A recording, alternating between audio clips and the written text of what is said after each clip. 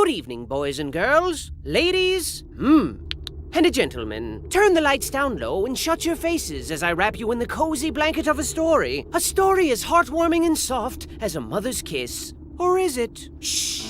Once upon a time, there was a boat. Now, this wasn't just any boat, children. It was a ship full of friends, hundreds of friends, best friends, one and all. A veritable friendship it was. Get it? But it wouldn't be very ladylike of me if I didn't mention the most noteworthy friend on board, Hattie Hattington. Say hi to Hattie. Hattie was like king friend of Friendship Kingdom, best friend to one and all, and the walking definition of handsome gentleman. Now, one fine morning, Hattie and pals set out for a new, exciting adventure. What fantastic wonders would they discover this time? Perhaps they'd come across a scary ghost ship. Perhaps they'd find an island made entirely of candy. Perhaps they'd meet a band of scary, swashbuckling pirates and join forces to find an island made entirely of candy. Who knew? But it didn't matter. So long as they were together, there were smiles to be had and adventures to be shared. Now today, 'twas a day like any other adventure-y day. Spirits were uncrushably high, everyone was singing and dancing and having a jolly time, when suddenly the ocean was all like surprise, and a huge, massive storm brewed out of nowhere. Boy,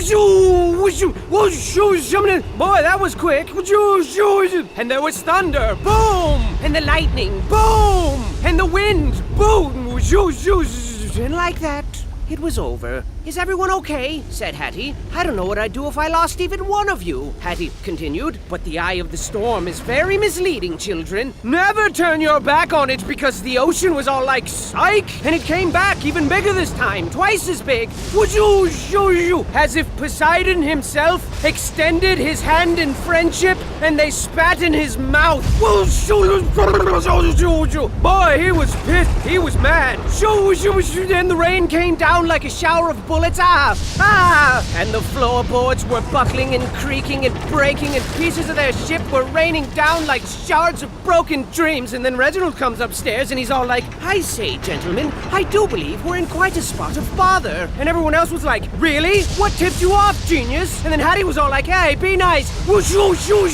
Huge giant waves thrashed the boat to and fro and to, carelessly sprinkling friend after friend into the cold, unforgiving abyss of the deep, dark ocean. Everyone was screaming like, help me! Splash! Splash! And there was this huge whale like, and made it super scary. And I think there was a shark. Yep, there he is. Oh, God. And then Hattie was all like, hold on to your butts. Land ho! And bang, bang, bang, smash! A shipwreck, as foretold by their fate books of fate. And while it seems like the end, this is merely the beginning of another fantastic journey for the brave crew of the SS Friendship.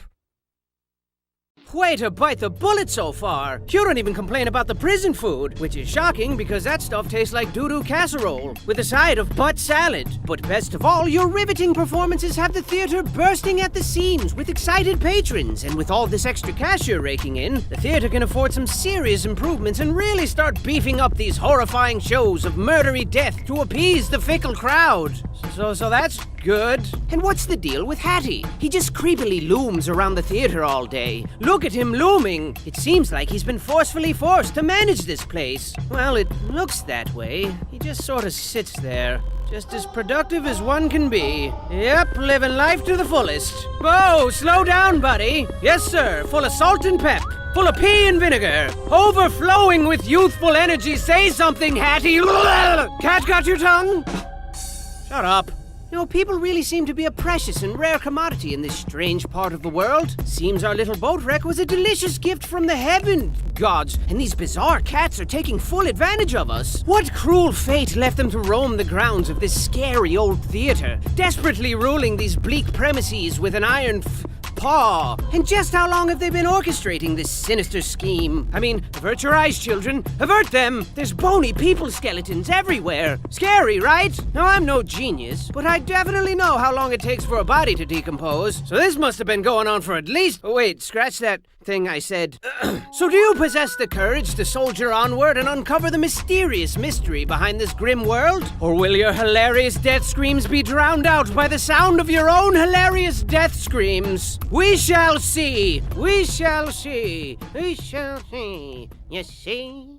You've really got the crowd eating from your delicate hands now. There's never a dull moment with you at the helm, except for maybe like twice. But I gotta hand it to you. You've got quite the unbreakable spirit. I mean, I'm not nearly as brave as you. If I was in your capably nimble shoes, I'd say to heck with Hattie and my friends. They'll be fine. And then I'd pack myself a nice bag lunch, show these cats my favorite finger, and then I'd make like horse turds and hit the trail. But I'm not you, and you're not horse turds. No, sirs. You are the very definition of the cat's PJs. And speaking of which, these cats are truly bizarre. Why are they here? I mean, I've got my theories. Perhaps they're aliens from another world. Maybe their genetic experiments gone awry. Or could it be that they were once normal kitties? Normal kitties who evolved into the strange, unpleasant creatures we see before us? These hideously adorable abominations with their beady eyeballs, giant, bloodthirsty, tiny mouth fangs, slashy paw claws, and stanky funk breath. Plus, they're awfully rude and crabby. I think they all need girlfriends or something. I'm a cat, see? I'm grouchy, see? I like to run around all day and hurt people's feelings, see? But don't take them lightly. Although sassy and lazy by nature, cats are awfully crafty, and finding a weak spot in that bright orange furry armor might prove difficulty.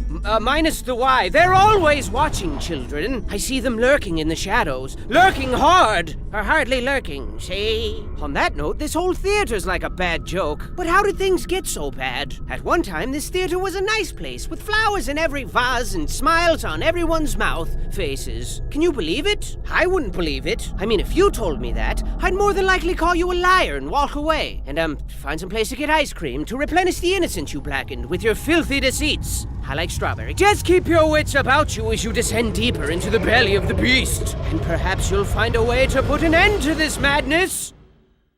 Take my dainty hand as I whisk you back to a time long forgotten, long before the poop hit the fan here. The year was 17059-ish, whatever. Self-made billionaire, cat fanatic, and theatrics aficionado Perham Furbottom set out to create the biggest, ritziest, most thrill-inducingest theater ever. And he did. And it was the talk of the town. Trust me, if you weren't there, you were most assuredly square. People were seriously like, what, you weren't there? What are you, a nerd? Opening night was a thing to behold, as Lord Furbottom organized the grandest, jaw-droppingest show ever seen. There was explosions and dancing girls who exploded, exotic animals who exploded, incredible feats of magic and wonder with fantastic production values all around. Furbottom sat for days on end, marveling at his breathtaking creation and packing handfuls of delicious, buttery popcorn into his mouth. But alas, his illogical contempt for intermissions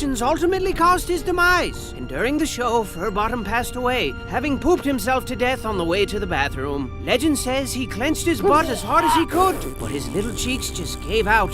Furbottom left nothing behind but his beloved theater, his precious kitties, his hat, and of course his bloated corpse, which was lovingly drifted out to sea and immediately ravaged by sharks. And that, children, is the legend of Perham Furbottom, a respectable and apparently delicious gentleman. But the show must go on, right? Right. For thousands of years, Perham's hat passed from head to head, leader to leader, and the theater still operates to this very day. And what a piece of crap it's become. I bet Perham is rolling over in his sharks right now. I mean, everything's poorly run and the whole place stinks like pee and feet. And with everyone involved walking a fine line between moodiness and full-blown insanity, it's only a matter of time before something truly horrifying happens.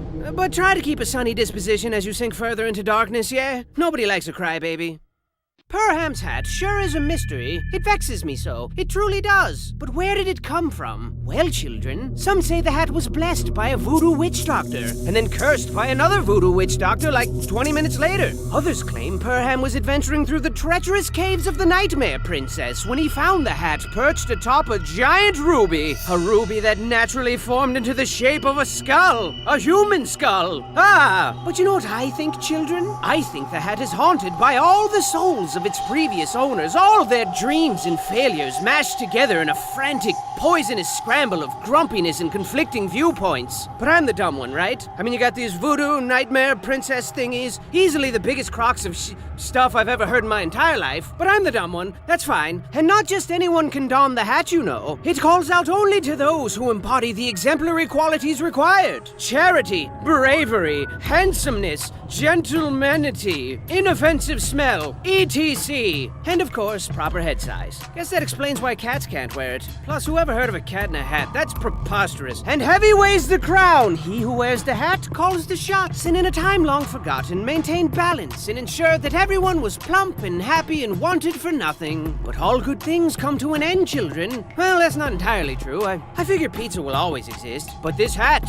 let's just say its days of benevolent guidance are long over with. You might as well flip it over and use it as a toilet. I mean, Hattie hasn't lifted a finger to spread the wealth or encourage smiles, and the theater staff is really starting to feel unappreciated. Oh look, this smoldering unrest has given birth to a precious little storm cloud. Oh, look at his little raindrops. And if things don't change around here, this little cloud's gonna grow up into a big, giant, scary cloud and spray us all with a drenching downpour of horrifying madness. But don't lose sight of your mission. Hattie needs you more than ever now. And I know things look bleak, but even the word hopeless has hope in it. Plus, if you rearrange the letters, it spells peace-losh. The last part was probably unnecessary, I'm sorry. Now, it goes without saying, but cats really don't like to be ignored. And my oh my, the staff is really upset now. The lack of proper leadership has really twisted their fanny cheeks. Hard! Where's the appreciation? Where's the sparkly monies at? Oh yeah. Good one, bro. And as you continue to conjure magic to distract the masses, your efforts seem in vain, as your constant struggle to save Hattie and your friends has only created grander spectacles with harder obstacles to overcome. How's that for a double-edged sword? Sharp, right? And the audience loves it. The applause is deafening. The sandpapery kisses are plentiful and tickly, and they always want more. More! Bigger! Harder! That's what this place is turning into quite the impressive palace of horror now. I mean, you're gonna be up to your throat in cats and lasers like pew, pew, pew, pew, and spiky things like shing, shing, shing, shing, and bombs and explosions like bang, bang, bang, bang. So I'd stay on my toes if I were you, bang, because it's gonna be a massacre. A fun house of death, except 3 times as deadly. And to ice this little predicament cake of yours, the staff is sick of Hattie's nonsense. They're sick of him. Look how upset they are. Gaze in horror at the disorderly disorder. Meow! Meow! See? Aren't you scared? You should be. Bang! Crash! Crash! Bang! Nah! Kinda hard to do it justice with these little thingies, but trust me, it's terrible. Everyone's naked and rioting and pooping on the floor and clawing the expensive curtains. Come on, guys, they're expensive. Everything's going up in a horrifying blaze of chaos. Plus, the picnic was canceled, and I've kinda got a little headache coming on, and it just never ends. But go forth and give it your all. I won't believe you fought and died for nothing. And perhaps, when it's all over, I'll meet you in the afterlife whilst perusing the Hall of Heroes, where the brave live forever. There's also a Hall of Losers and Failures. You don't want to end up there. Trust me, it's embarrassing. I admire your tenacity. Truly I do. For show. But things have really gotten out of control here. You've all quickly gone from precocious, lovable scamps to problematic liabilities. How ridiculous. Are we truly the only sane people on this twisted island? Or perhaps we're the crazy ones, and they're all sane. What a twist that would be. No, that's impossible. These guys are bat poop crazy. We gotta get to Hattie ASAP. As soon as home like a bullet. Mega supery fast. But you gotta get through that vault and get that key first. And this particular vault is more dangerous than telling a girl she's chubby. Oh my god! I know, right? It's a poop-inducing nightmare in there. You're gonna be killed until you're dead. But, put your big girl panties on. Everybody has problems. And not to add another ingredient to your rich, chunky stew of personal problems, but the staff's out for blood now. And they mean business. Their spirits have grown far too weary, children. And a weary spirit requires sustenance. Rich, buttery sustenance. Sustenance as only sustained by killing Hattie and starting this insanity all over again with a new person. What a counterproductively futile charade this is. When will they shatter their shackles of ignorance to transcend the bane of their self-afflicted misery? When will they stop being stupid, crazy, dumb jerks? Everyone's kind of sick of it. But I guess there's no reasoning with madness. Or cats, for that matter. Seriously, try talking sense into a cat. They just stare at you with their lifeless, patronizing eyeballs for like a couple of seconds, and then they just walk away. And then you're like, don't turn your back on me. And they're like, nah. And then you're all like, and then they're all like, nah. But it is what it is, I guess. So are you ready for the most importantly important mission of your entire life? I hope so. It's time to show these guys they picked the wrong boat of friends to tangle with. Just hold on a little longer, homie. We're coming for you. It'd be nice if you could meet us halfway, but, whatever. Nah! And so we finally made it back to the boat after a harrowing, exhausting adventure. I bet your dogs are barking. I mean, let's face it, most of that ordeal was unpleasant to the point of sucking a whole lot. But now it's time to relax in the forbidden moonlight of yesterday's promises, whatever that means, and treat ourselves to a nice big mug of hot cocoa. What do you say, Hattie? But Hattie wasn't his normal jovial self anymore, children. He didn't say a word. He didn't even respond to hugs. Freaking hugs! He loves hugs. But he wasn't moving. He wasn't even blinking.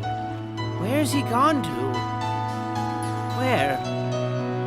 Wiki, give me that funky beat. So now it's come to an end. We tried so hard, but lost it all. And you were my best friend. You were my Hattington. Hattington. And when you reached for help, we were too late to take your hand. But we're here now. You're the moon and we're your stars. And we're here for you as you fade into the dark. Fade into the dark. I love you, Hattie. So your best friend's a vegetable now. Blah, blah, blah. But you know what they say? When life gives you potatoes, you make potato salad. And I got just the recipe. Hit it! Buckle your pants, buckle your pants. Pull up your socks and dance. Buckle your pants. Buckle your pants. Buckle your pants, buckle your pants. Hey, I said dance. Buckle your pants. Buckle your pants. Ladies, buckle your pants. Gentlemen, buckle your pants. Boys and girls of all ages, buckle your pants, or they might fall down. Hey, you, buckle your pants. Yes, you, buckle your pants. Everybody, buckle your pants. But if you don't want to, no, that's fine. Buckle your pants, buckle your pants, buckle your pants, or your pants will fall to the ground. Buckle your pants, just buckle them, babies, nice and tight, please. Buckle your pants, buckle your pants, buckle your pants, buckle your pants, buckle your pants, buckle your pants, buckle your pants, buckle your pants, buckle your pants, buckle your pants, buckle your pants, buckle your pants.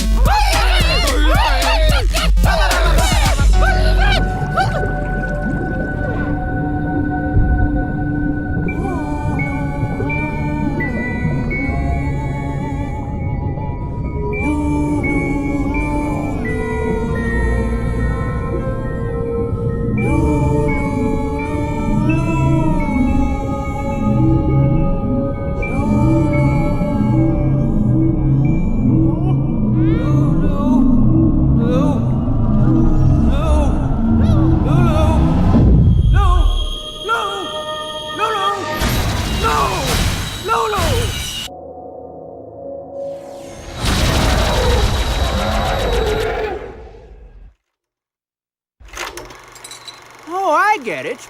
Because of the... Yes. It all makes sense now.